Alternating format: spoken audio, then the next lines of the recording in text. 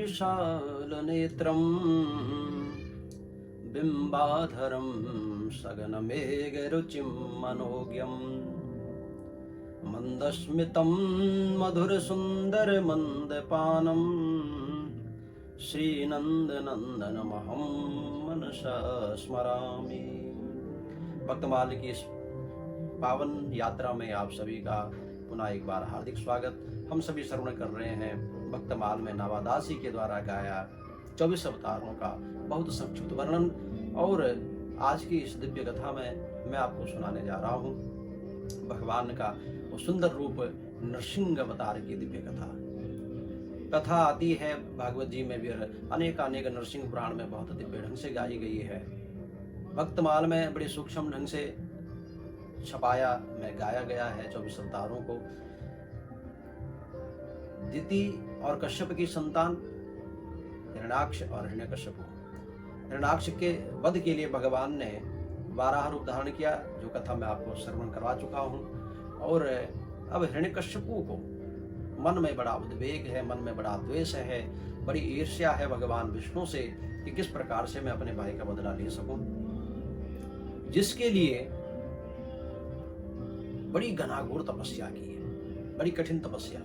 1000 वर्ष तक लगातार ब्रह्मा जी की तपस्या की, अपने चारों तरफ भयंकर आग जला करके, कभी ठंड में एक पैर पर खड़े होकर के बड़ी कठिन तपस्या की। इस कथा से ब्रह्मा जी प्रसन्न हुए। ब्रह्मा जी ने कहा, पुत्र वर मांगो, क्या वरदान दूं तुम्हें? तो कहता है, बोले आप मुझे ऐसा वरदान दो कि मुझे कोई भी मार न सके, यानी मैं अजर अमर हो जाऊं।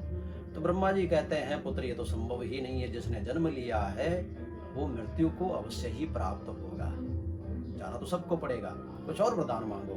तो अपने बचाव के लिए इसने अनेक प्रकार के वरदान मांगे हैं, जो आपने कई बार सुने होंगे कि ना मैं जल में मरूं, ना मैं थल में मरूं, ना मैं आकाश में मरूं, ना मैं दिन में मरूं, ना मैं रात में मरूं, ना मैं 12 महीने में मरूं, ना मैं आपके द्वारा बनाई हुई सृष्टि के किसी भी जीव के द्वारा मरूं।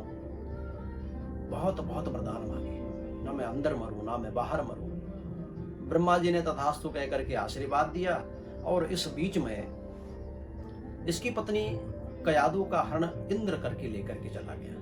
जब इंद्र रास्ते में जा रहा था तो फिर नारद जी रास्ते में मिले।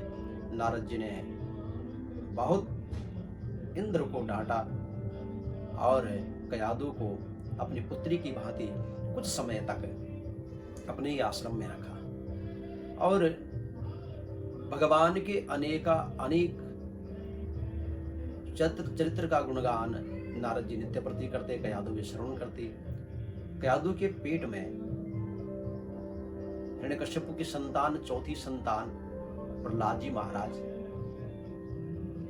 थे। और उस गर्भस्थ शिशु ने जो नारद जी ने भगवान के चरित्र गुणगान गाए, वो सब के सब श्रवण किए।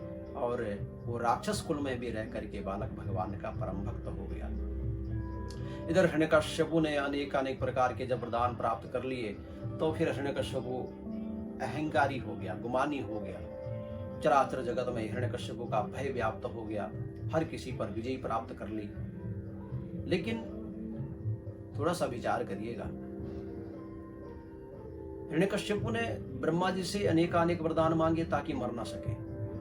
अध्यात्म दृष्टि से अगर हम देखें तो हम सबके सब ही हिरण्यकश्यपु हैं।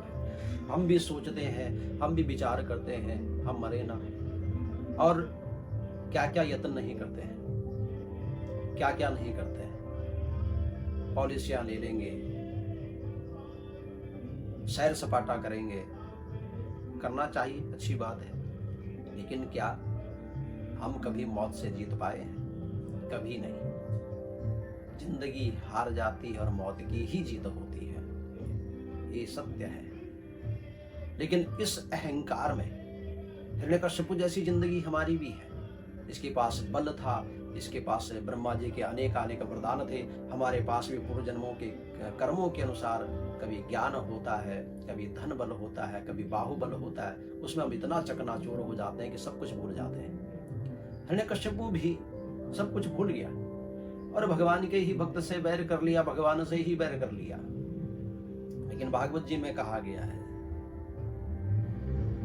कि यदा देवेषु वेदेषु गौषु विप्रेषु साधुषु धर्मे मयि च विद्वेषा सवासु विनश्यति। भागवत जी में सुखदेव जी कहते हैं, परीक्षित, जिस व्यक्ति ने अपने जीवन में इन लोगों से बैर कर लिया, किस किस से? देवेशु, देवों से यानी देवताओं से, यानी जो नास्तिक हो गए।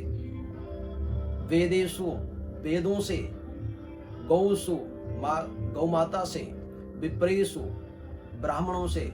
साधुषु, साधु संतों से, भगवान के भक्तों से जिसने बैर कर लिया, धर्म से जिसने विद्वेष कर लिया, अवश्य ही उसका शीघ्र ही नाश हो जाता है। और हिरण्यकश्यपु का तो उसी दिन ही नाश हो गया था जिस दिन उसने प्रहलाद से बैरभाव प्रारंभ कर दिया। जब गुरुकुल में भेजा है पढ़ने के लिए संडामर्क के यहाँ, तो प्रहलाद जी को तो भक्ति चढ़ी है भगवान की, कहाँ और चीज सुहाए। भक्त गाते हैं, वृषभानु की ललितो गुड़धानी लागे।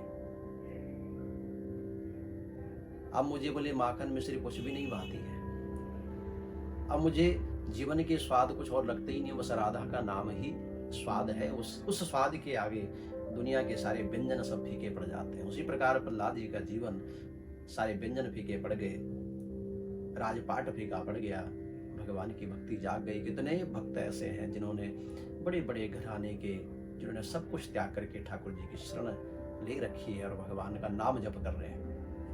प्रहलाद ने भी भगवान का नाम अपने जीवन में रखा हुआ, उसके अलावा कुछ नहीं।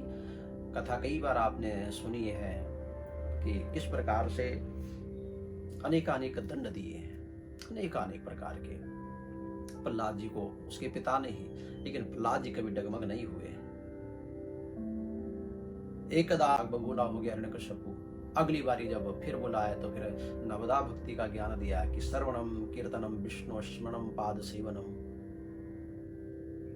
आप भगवान की नवदा भक्ति को स्वीकार करिए, आपका जीवन धन्य हो जाएगा। इन बातों को सुनकर के बहुत क्रोध आया है और क्या क्या यत्न नहीं किए। कभी हाथी के झुंडों के नीचे, कभी सांपों के झुंडों के बीच में डाल देते हैं, कभी पर्वत से गिरा दिया, तो कभी अपनी बहन होलिका की गोदी में बिठा करके और आग में जलाना चाहा। लेकिन जाको राखे साइया मार सके न कोई,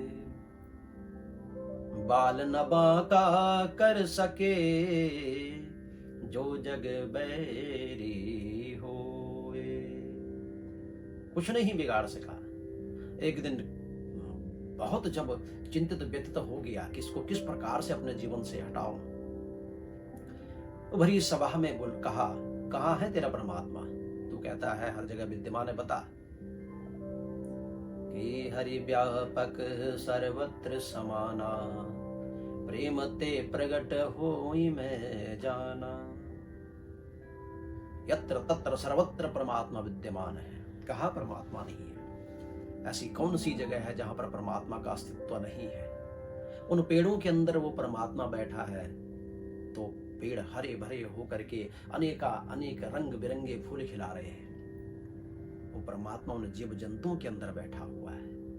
वो परमात्मा हर मनुष्य के अंदर बैठा है। वो परमात्मा हर पृथ्वी के कण कण में व्याप्त है।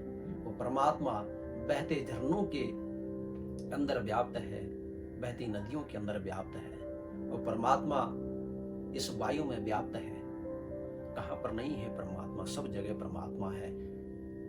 लेकिन जब जड़ बुद्धि हिरण्यकश्यपु जैसी हो जाए तो व्यक्ति कुतर्की को मार्गगामी हो जाता है। कहाँ सब जगह परमात्मा विद्यमान है? क्या करें? आपकी दृष्टि ही सही नहीं है। और पिताजी, मुझे तो आपके अंदर भी परमात्मा ही दिख रहा है। बहुत क्रोध आया है कि यस्त्वया मंद भाग्योक्तो मंदत्यो जगदीश्वरः वासो यदिव सर्वत्र कस्मास्तंभेन दृश्यते। कहता है, बोले तू कहता है तेरा परमात्मा हर जगह विद्यमान है, हर जगह व्याप्त है, कहाँ है मंदभागी तेरा वो परमात्मा इस खंबे के अंदर क्यों नहीं दिख रहा है। और जैसे ही गदा से खंबे को तोड़ना चाहता था उसी समय भगवान प्रकट हुए हैं कि सत्यम विधातुम निजभिर्त्यभाषितम व्याप्तिम च भृत्तेष्वखिलेषु चात्मनः। भगवान प्रकट हुए हैं और कैसे रूप में कि स्तंभे सभायाम न मृगम न मानुषम। उस सभा में ऐसे प्रकट हुए, ना मृग है और ना ही मनुष्य है। भगवान का नृसिंह अवतार हुआ है और भगवान ने अपने भक्त प्रहलाद पर कृपा की। और देखिए जिंदगी और मौत के बीच में मौत की ही जीत हुई। हिरण्यकशिपु ने कई वरदान मांगे थे, लेकिन भगवान ने सारे वरदानों को ध्वस्त करते हुए सायंकाल के समय, संध्या काल के समय पर न अंदर न बाहर, दहली के ऊपर न आकाश न पृथ्वी न जल, अपनी गोदी पर बिठा करके न अस्त्र न शस्त्र, अपने नाखूनों से 12 महीनों में नहीं बल्कि 13वें महीने अधिक मास में भगवान ने सारे वरदानों को ध्वस्त करते हुए और हिरण्यकशिपु का भगवान ने वध किया है।